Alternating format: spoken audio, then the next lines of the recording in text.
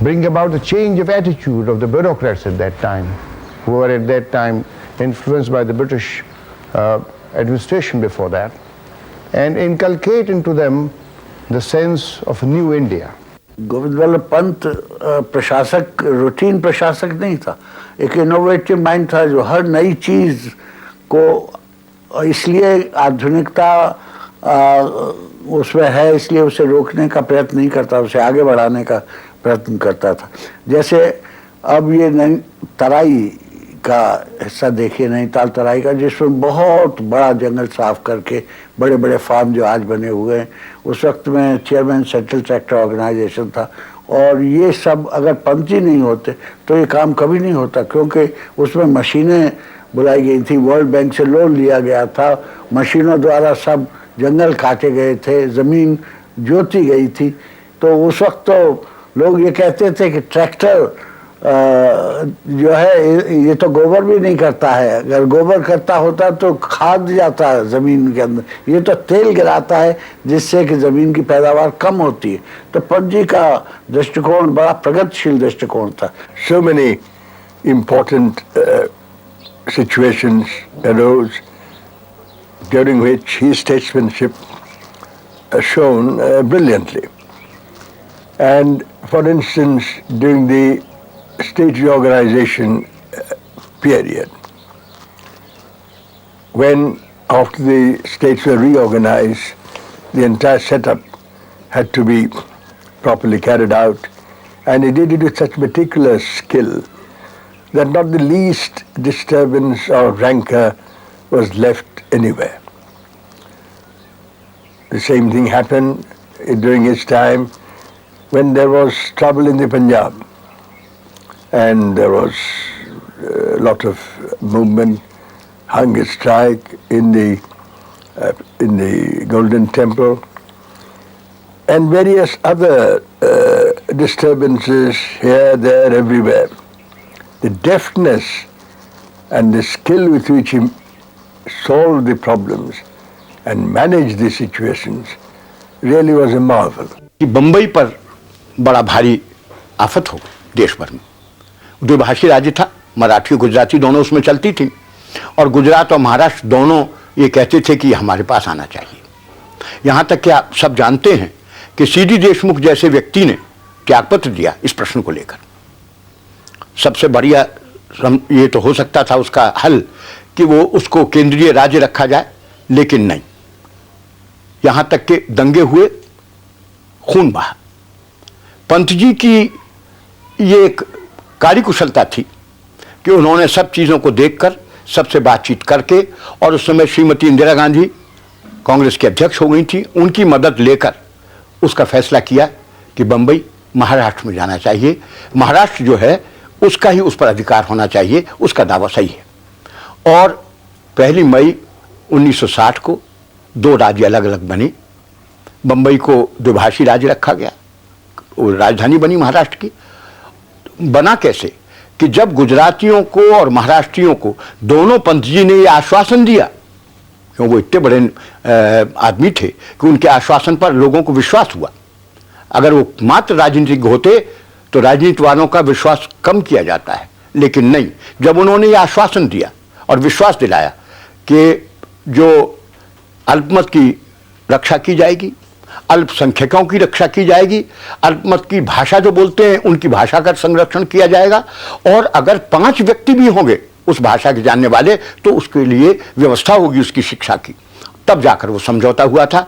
इसलिए मैं कहता हूं कि जितनी भी बातें उन्होंने की, और लीजिए कश्मीर का प्रश्न बहुत तेजी के साथ चलता था। आए दिन पाकिस्तान रायशुमारी की बात, जनमत संग्रह की बात करता था।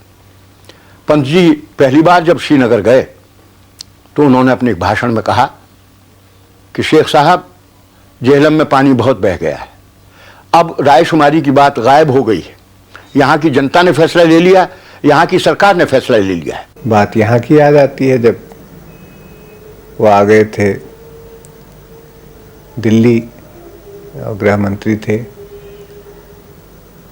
तो मैं उनके साथ बेलगाम गया था।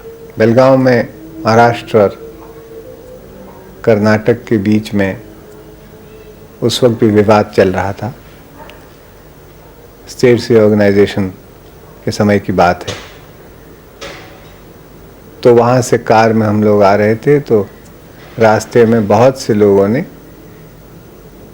लाठियाँ लिए हुए लोग, उन्होंने गाड़ी रोकने की कोशिश की, पुलिस वालों ने उनको हटाने की कोशिश की। तो पिताजी ने कहा नहीं, इनको हटाओ मत, और वो गाड़ी से उतर गए। और बड़ी कोशिश में थे पुलिस के लोग कि ना उतरें, समझते थे कि ये सारे लोग तो यहाँ इसलिए खड़े हुए हैं कि उनके खिलाफ या सरकार के खिलाफ वो एक आंदोलन खड़ा करें, और उसके लिए चाहते थे कोई वहाँ उस वक्त कोई घटना ऐसी घट जाए जिसको लेके वो एक आंदोलन खड़ा करें। लेकिन वो उतरे, और मुझे याद है मैं भी उतरा, तो उन्होंने कहा कि कहो तुम लोग क्या कहना चाहते हो। उन्होंने कहा हम चाहते हैं आप हमारे साथ चलें, और वहाँ पे हमने स्टेज बनाया है और बोलें। तो उन्होंने कहा चलो, और गए और वहाँ खड़े हुए, और उतने मैंने बहुत बड़ी भीड़ थी। तो उन्होंने पुलिस वालों को हटाया, उनका तुम लोग जाओ, और उनसे कहा कि मैं जानता हूँ कि आप लोग क्या चाहते हैं, लेकिन जोर ज़बरदस्ती से आप कुछ नहीं ले सकते। हमारे देश में जनतंत्र है, लोग जो चाहेंगे वो होगा, लेकिन चंद आदमी जोर ज़बरदस्ती करें उससे नहीं होगा। और वहाँ पे बात ख़त्म करके वो आ गए, और लोगों ने पसंद किया। कोई, मैंने देखा कि वहाँ कोई नाराज़ नहीं हुआ उससे। सबसे बड़ी बात ये थी उनमें कि वो स्वभाव के कहिए डेमोक्रेसी के पोषक बहुत थे। छोटे छोटे कामों में भी कोई अगर निर्णय लेना पड़ता था, अपने से छोटे बड़ों से सलाह लेते थे, जायका लेते थे, सबकी बातें सुनते थे, और सबकी बातें सुनने के बाद अपना निर्णय लिया करते थे। Now that we have freedom, the glow of freedom has to be shared with us by the common man. Of course, peace and order has to be maintained. Justice has to be administered without fear or favor.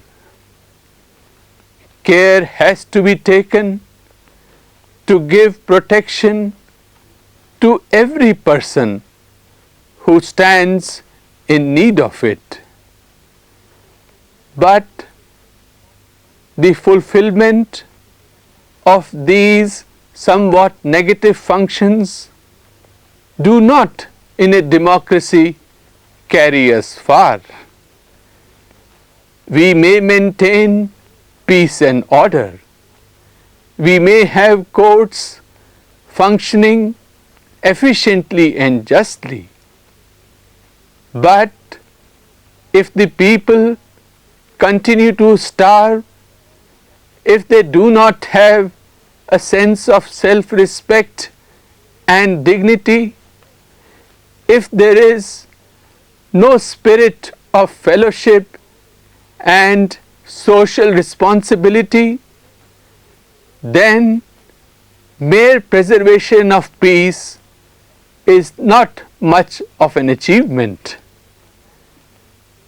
We want peace in order that we may see life pulsating in all its fullness throughout the length and breadth of our state.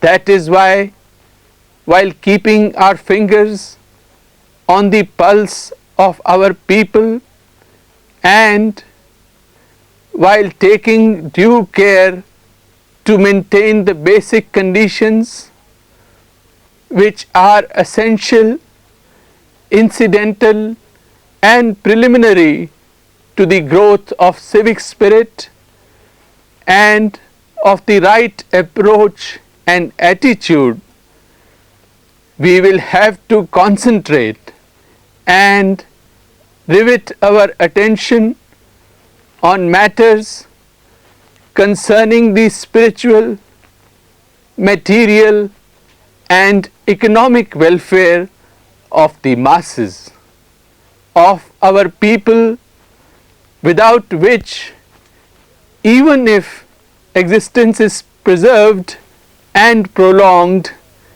there is no joy of existence. The problems of administration are not mechanical. They are essentially human. Unless, therefore, it is approached in that right spirit, with sympathy, solicitude and understanding, the desired results become difficult of achievement. The administrators have to serve the people, because that is the only purpose for which they can and they ought to exist. Every ounce of their energy, their intellect and their capacity has to be surrendered to the devoted service of their masters, the people.